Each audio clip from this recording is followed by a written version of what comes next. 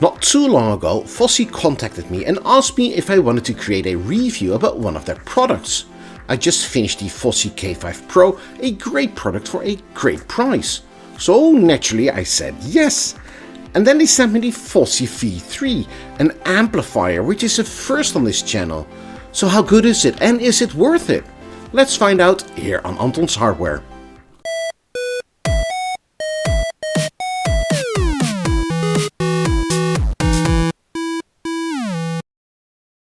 Now, before I go any further, normally I buy all the products that I review myself, usually on the second-hand market.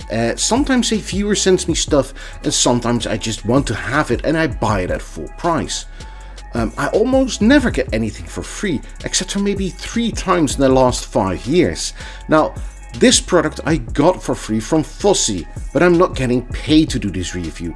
Fosi doesn't give me a script or he even tells me what to say. It is my opinion, but I'm obligated to tell you that I got this product for free.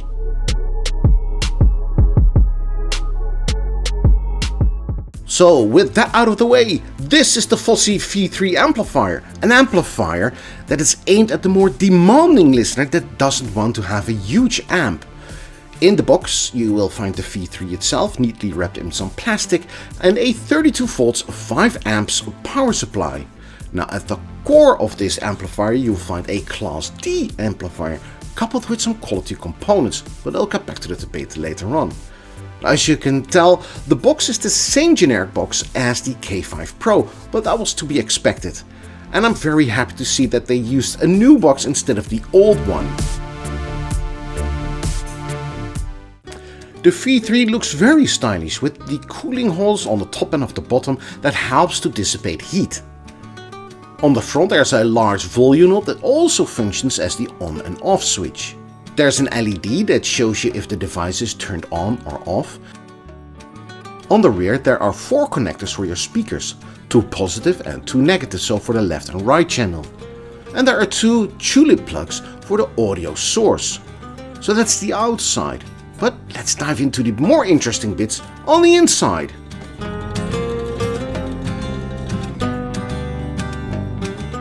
Now I already mentioned the Class D amplifier, but what is this Class D amplifier? Now the class isn't a rating of how good it is. The Class D doesn't mean the worst class and the Class A isn't the absolute best. It also doesn't mean digital as some of my fellow reviewers have suggested. It's just a designation and it explains on how the amplification works. Now, I'm not going into details on how exactly this works.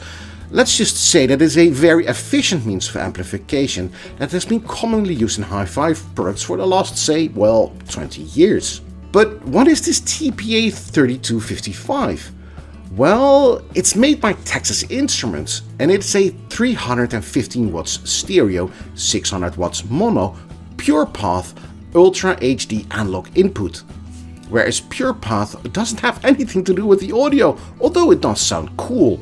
Pure Path Console is a highly integrated and easy to use audio development suite designed specifically to simplify the amp evaluation, configuration and debug process associated with the development of audio products. So with other words, it's just an easy development tool. But the TPA3255 is a high performance Class D, there it is, power amplifier that enables true premium quality sound and a Class D efficiency, which means that the output has a signal to noise ratio of more than 110 decibels. The total harmonic distortion is less than 0.03% and the dynamic range is more than 110 decibels. Now, these are impressive numbers to anyone.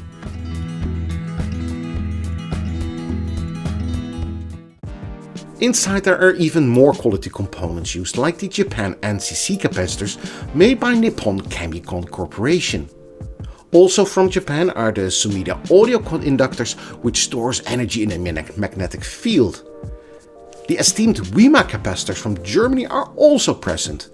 And there are even more capacitors on there, and for that we're going back to Japan again for the Elna caps, also a well-known brand. So overall these are just quality components, but what impact does this have on the audio quality?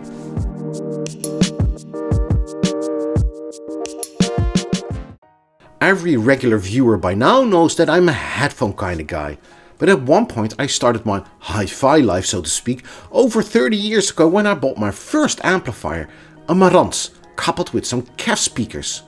I got a second-hand hi-fi CD player with bit-perfect capabilities, but I can't remember correctly which brand it was.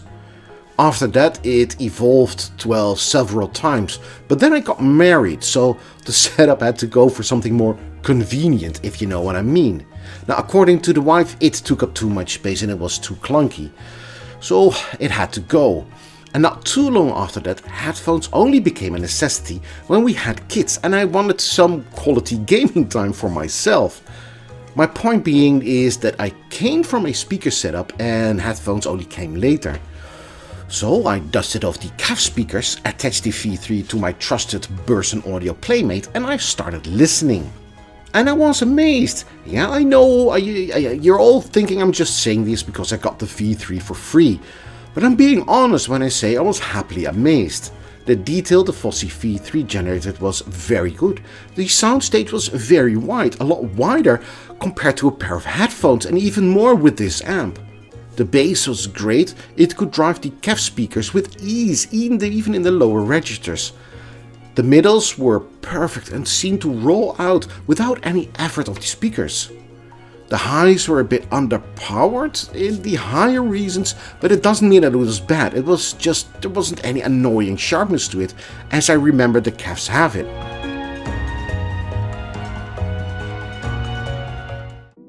And again, Fosi makes a product that is of good quality and a reasonable price. I wish this product was around 15 years ago, because this amp just isn't clunky, and it wouldn't have annoyed the wife, and the audio it amplifies is just great. And all this for a very low price, because at the moment of recording it's just 85 euros, and that's a real bargain. Overall, it made me wonder why I'm using a pair of headphones at all, and maybe that's because, well, I'm still playing games with my mates, so, well, not to annoy the kids too much, a headphone is, well, slightly better. For everyday use, the V3 is a very good product. And with this ending, I would like to thank you for making it all the way to the end of this video, and I'd like to see you in the next one. See you then, bye bye!